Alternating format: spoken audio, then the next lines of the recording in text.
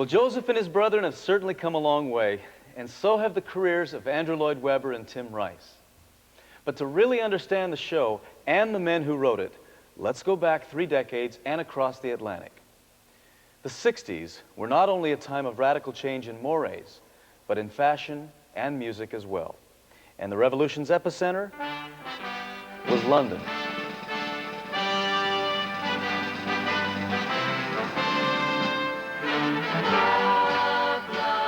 It was a youthquake of political liberation, sexual freedom, and social experimentation. Great Britain became Little England, the hippest, most swinging place on earth. From the boutiques of Carnaby Street to the rock clubs of Liverpool, a new kind of British culture emerged, led by groups like the Rolling Stones and, of course, the Beatles. England may have lost her empire, but she sure conquered the world. But there was a spiritual side to flower power, too. Amidst the unabashed hedonism of the age, young people were searching for meaning. Some found it in protest, others sought it in psychedelic drugs, still others found it in God.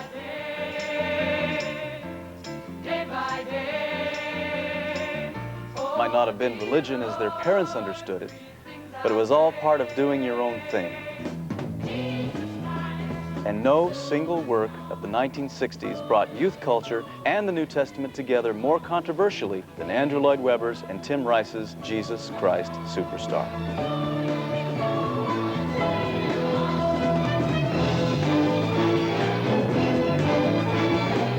We aren't trying to put over any message, and we aren't trying to say anything other than, here is our version of a great story. Use this as a jumping off board for your ideas. We aren't trying to force our ideas on anybody. We did not set out to portray Jesus Christ as God. We leave it very much to everybody to make their own mind up, really, about it. The premise of the whole thing really comes from that Bob Dylan line, did Judas Iscariot have God on his side? And so we approached it from the sort of humanist view. I mean, rather than actually telling the story of the last 6 days of the life of Jesus Christ, one's actually trying to examine why it was that Judas betrayed somebody who he clearly loved. Jesus is not the central character. It's much easier as a writer to identify with Judas. I mean, if you identify with Jesus, you know, you'll probably get locked up. My mind is clearer now. At last, all too well, I can see where we all soon will be. If you strip away the myth from the man, you will see where we all soon will be. Jesus! Started to believe the things they say of you. You really do believe this talk of God is true. And all the good you've done will soon get swept away. You've begun to matter more than the things you say. The opening song, Heaven on Their Minds, sets up Judas's point of view. All I was trying to say in the words was, this is what I might have done in that situation. Listen, Jesus, I don't like what I see. All I ask is that you listen to me. And remember, I've been your right-hand man all along. You have set them all on fire. They think they found the new Messiah. And they'll hurt you when they find they're wrong. He's going to say things that people will identify with, and from that you can draw conclusions about the character of Judas. He's frightened half the time. He's not quite sure what he's doing. And he's basically quite a nice guy in a way. Listen, Jesus, to the warning I give. Please remember that I want us to live. But it's sad to see our chances weakening with every hour. All your followers are blind. Too much heaven on their mind. It was beautiful, but now it's sour. Yes, it's all gone sour. Listen, Jesus, to the warning I give. Please remember that I want us to live. So listen, Jesus, to the warning I give. I just want us to live. It's all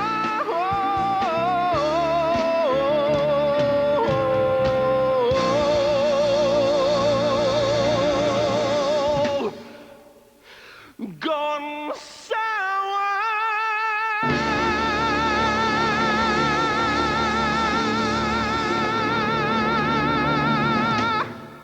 Putting on a Broadway show is a complicated undertaking, requiring the talents of hundreds of people. But the genesis of Jesus Christ Superstar was actually very simple. First, it was a hit single that swept Europe in 1969.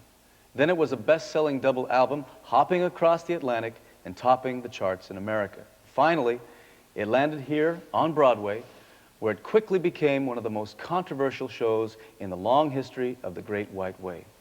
It was a complete accident. I mean, the reason why Jesus Christ Superstar was recorded was because nobody would put it on stage. I mean, every single producer in London said, you have to be joking. I mean, this is the worst idea in history. And we had a single from Superstar, which was the germ of the whole thing, the basic Jesus Christ Superstar song itself. We had to do the whole thing on record. We were forced to do it on record, which ironically made it much better than it would have been if we'd done it in the theatre, because we had to be compact and we had to make it more rock. We had to make it grab the audience with sound alone. Whatever anybody may say about it, it is in actual fact very, very carefully constructed. It never dumps the audience anywhere. It goes just like a train from A to B, and that's what it does. In fact, I think the construction of Superstar is the reason why it's kept going. We had to ditch the book. That was the best thing. I think if we'd had the show staged in the theatre straight away, if Lou Grade had said, yeah, great idea, boys, we'll do it, and we'd sat down to finish it and draft it, and we'd have put in a long, boring book, and there would have been scenes, you know, Jesus saying, hello, Judas, good to see you, sit down here, and it would have been awful.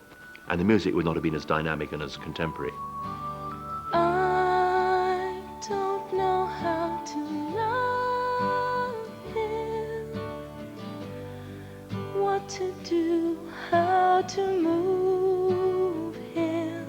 I've been changed, yes, really changed in these past few days. When I've seen myself, I seem like someone else.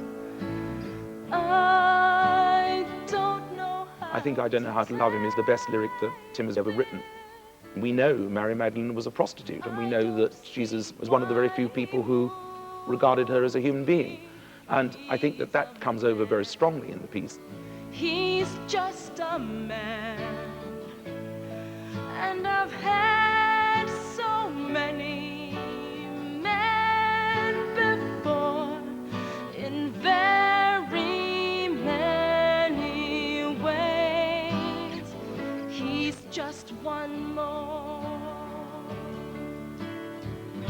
Should I bring him down? Should I scream and shout? Should I speak of love? Let my feelings out. I never thought I'd come to this. What's it all about?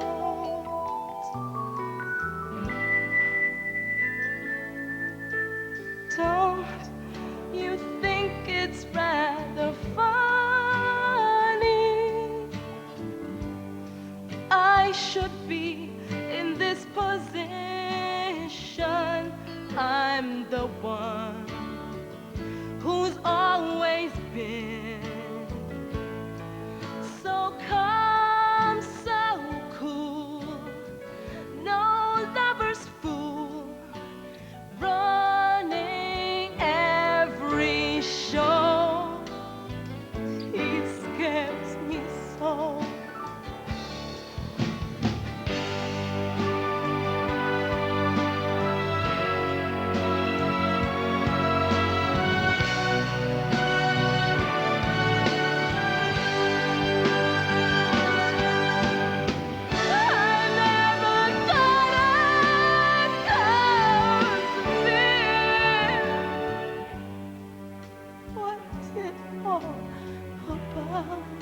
thing about Superstar, which probably why it works, is that we never gave a thought to things like motivation, characterization, or even plausibility of staging it.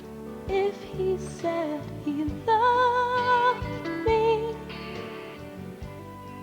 I'd be lost. For me, great song, stick 'em on stage, turn on a light, you know, that's what you want. Yvonne Elliman sang I Don't Know How to Love Him for years, thinking she was Jesus' mother, and yet she did it brilliantly. I mean, so much for motivation. My head, I'd back away. I wouldn't want to know. He scares me so. I want him so.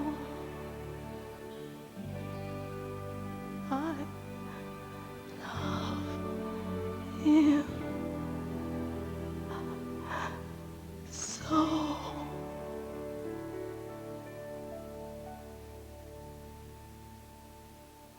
Mary Magdalene trying to figure out whether she loves Jesus as God or man. Judas played not as a villain, but as a confused and frightened disciple. Is that sacred or sacrilegious? Even today, the interpretation is in the eye and the ear of the beholder. We were accused of, you know, being anti-God and anti-Semitic and various other things, but most people who protested hadn't even seen the show. And by and large, they helped us, really, because if you see a front page protest about something, it makes you more intrigued to go and see it than if it was just on page 9 on the arts page. Has there ever been a Broadway show with this kind of cultural impact? Well, Showboat in 1927 and Oklahoma in 1943 helped define the modern musical. But the impact of Jesus Christ Superstar was felt far beyond 42nd Street. Whether it was a hit or miss on stage, ultimately it didn't matter. For by 1971, it was already an icon. We had no idea that Superstar was the hit that it really was in America. I mean, we practically got off the plane and found ourselves all over Time magazine. And I mean, coming from England, it was all a bit of a shock. And we weren't really that aware of the fact that the so-called Jesus movement in America. And what was amusing in a way to us was that so many people in America thought we must have done.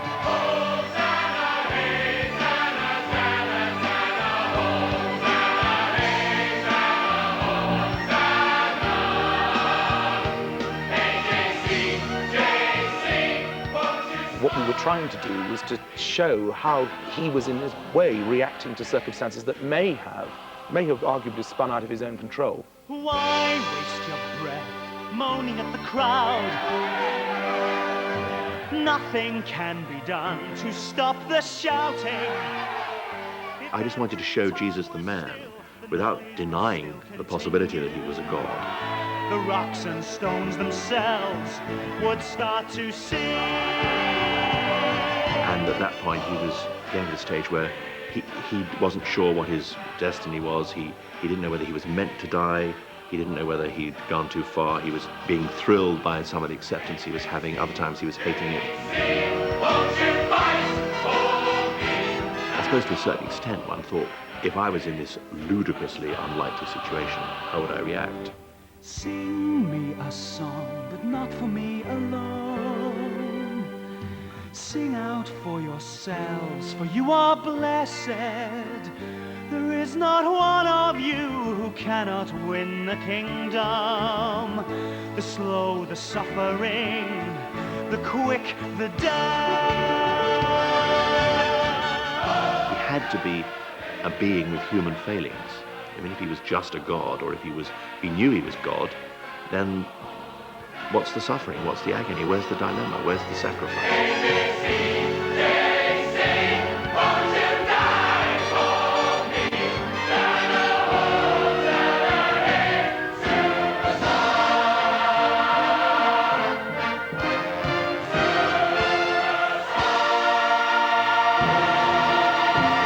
Jesus Christ Superstar not only survived, it flourished.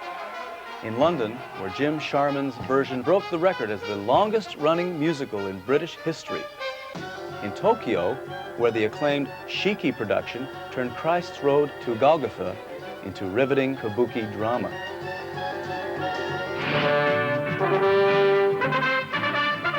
It even made it to the big screen in 1973, directed by Norman Jewison. Christ, you know I love you. Did you see our way?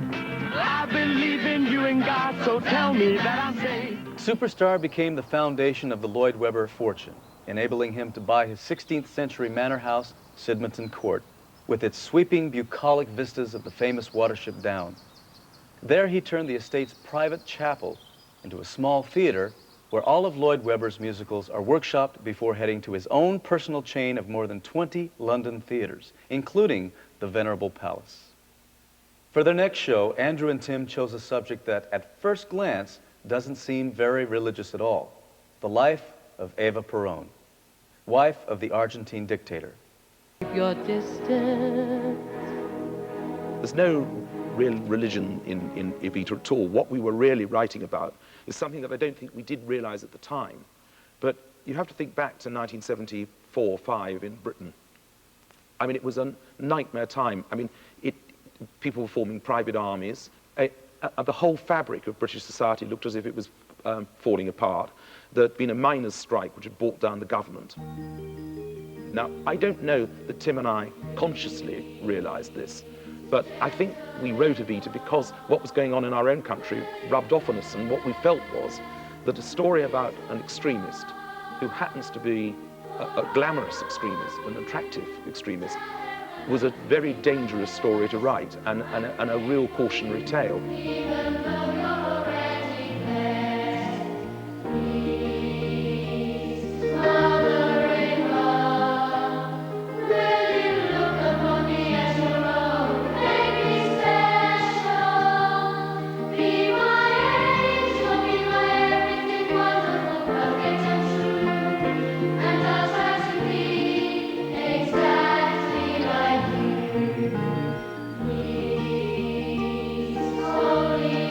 Lloyd Webber continues to explore religious and liturgical themes, sometimes in surprising ways.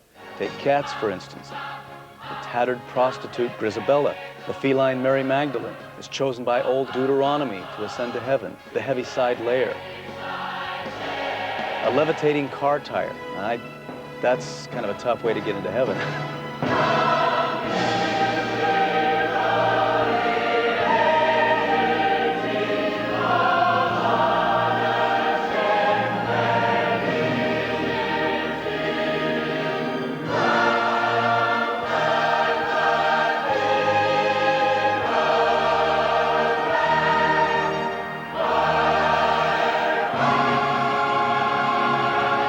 Even the Phantom of the Opera gets into the act, composing his operatic masterpiece at a mighty organ and hoping the beautiful Christine Daae will save him from his subterranean misery, both as a musician and as a man.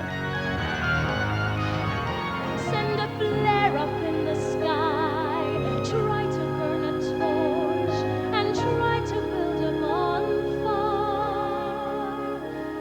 Every signal that you send, until the very end, I'm there.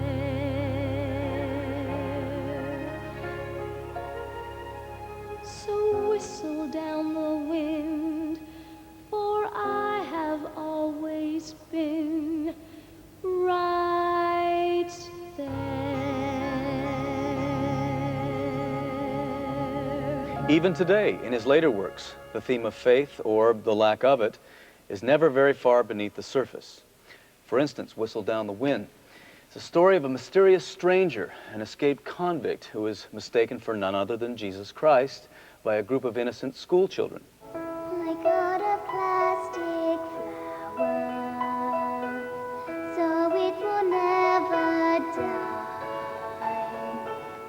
I got my grandma's hanky, if you ever need to cry. I got a pretty bracelet, I got a mirror too. I'm never gonna need 'em, I'll give them all to you. I'll give you all I've got to give. It's a story really of faith in the end, and about a girl, you know, who really does believe this man is Jesus Christ. But again, it's a secular story. I mean, he's a convict. Try not to be afraid.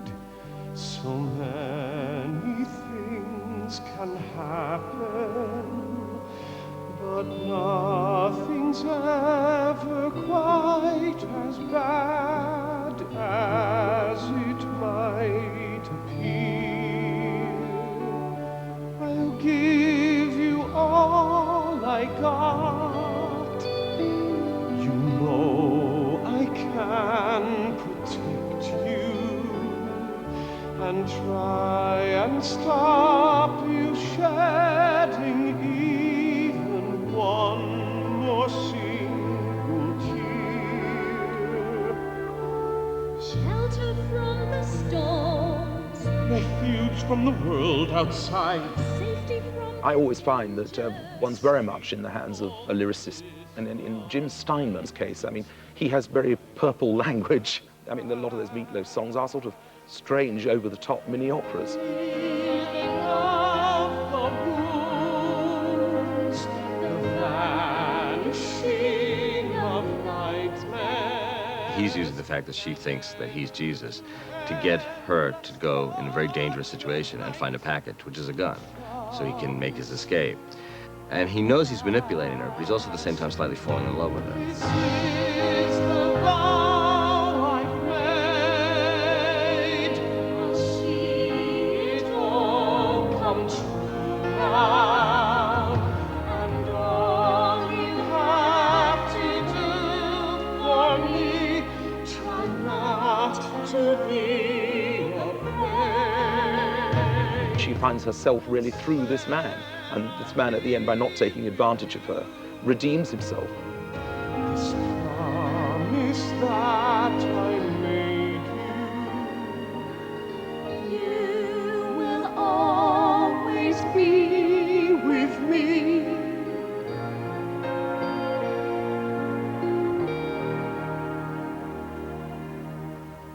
Think of everything you've got. Try not to be afraid. try not to be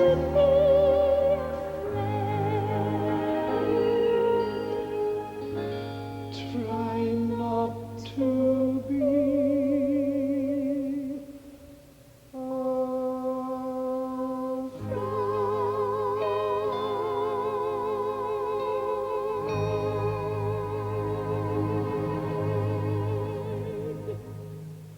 For a secular work, the song titles themselves tell the real story. The Vaults of Heaven, I Never Get What I Pray For, The Vow, Long Overdue for a Miracle, Wrestle with the Devil. Sin, death, and redemption loom large in the show, both as text and as subtext. So what is it about this subject that resonates with Lloyd Webber? Why, in show after show, has he chosen material that deals in one way or another with religion? Well, I don't know. I mean, I've just literally finished the workshop of my new musical, which is called The Beautiful Game. And it's set in Northern Ireland, and it's about a bunch of kids in 1968-69 who all play football. And it's about how these obviously quite talented, very, very earthy kids, but it's how the Troubles changed their lives. And it makes, I think, a pretty strong and forceful point about the nature of these religious conflicts around the world, and how futile they are, and how, in fact, they suck people in a way that they can't control. I mean, I think that musicals have got to tackle subjects that people might not think. I mean, it's all too easy with hindsight to say, oh, well, Cats. Well, you know, actually, Cats was quite revolutionary in its day. And, you know, certainly nobody had ever tackled anything like that in Britain before. And, you know, Evita is not a story that would instantly spring to mind, nor Jesus Christ. And I think that musicals, we really, I think, must be writing real tales. I mean, Northern Ireland is about as real as you can get.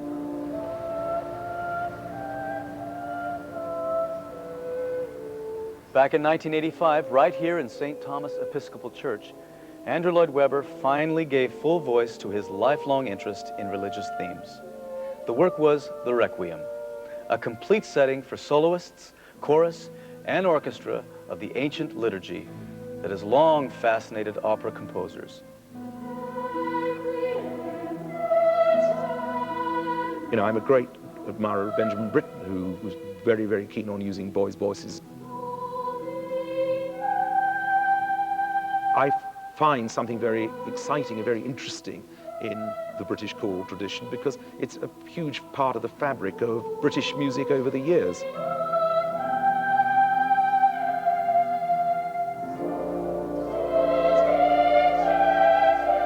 Rather in the way that I wanted to see whether I could set some existing verse like I did with Cats, with the T.S. Eliot verse, I wanted to challenge myself and see what would happen if I wrote for, frankly, choral forces and for conventional voices, which I had not done before, I mean operatic voices.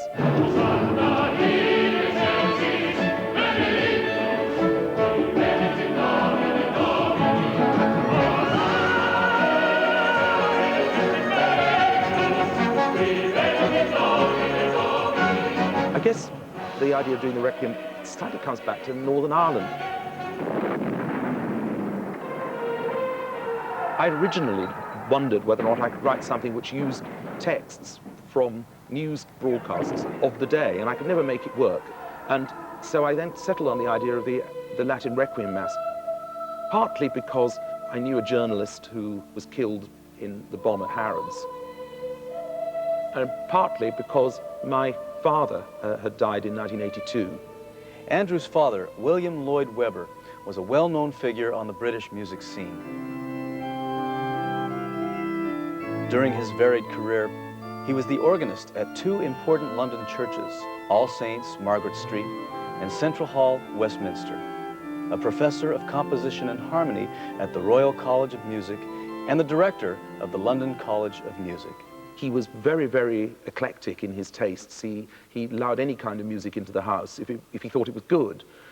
So he loved pop records as much as I did, in a way. I remember once there was a group called the Shadows, who were a very big success in Britain at the time. And I remember he saying to me once, you know, they're as good as any chamber group. Well, Andrew's father was a very distinguished composer, but underrated and underachieving, to be frank. I don't think he had the confidence in his own work, and also the style of very romantic classical music he was creating was very out of fashion at that point, certainly in the 50s and 60s. He was a sort of throwback to Rachmaninoff, and the music he wrote was really out of his time. In fact, my brother and I have gone through a load of music that neither of us knew he'd ever written, and which he'd obviously kept for himself.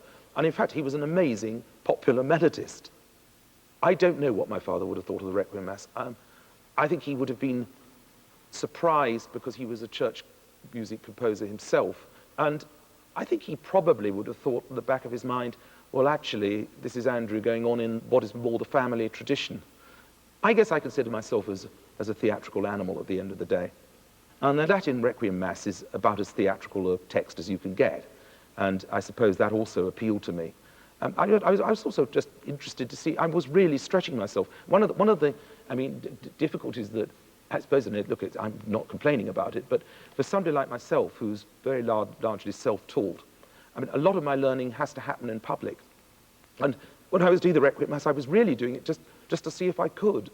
From the thundering Dies Irae, the Day of Wrath, to the joyful Hosanna, the Requiem affords composers a chance to really shine. Andrew made the most of the Requiem, right down to the composing of a hit tune, the Pie Jesu. The score won the Grammy Award for the Best Classical Album that year, and director Stephen Frears filmed the Pie Jesu as a tribute to the young victims of war everywhere.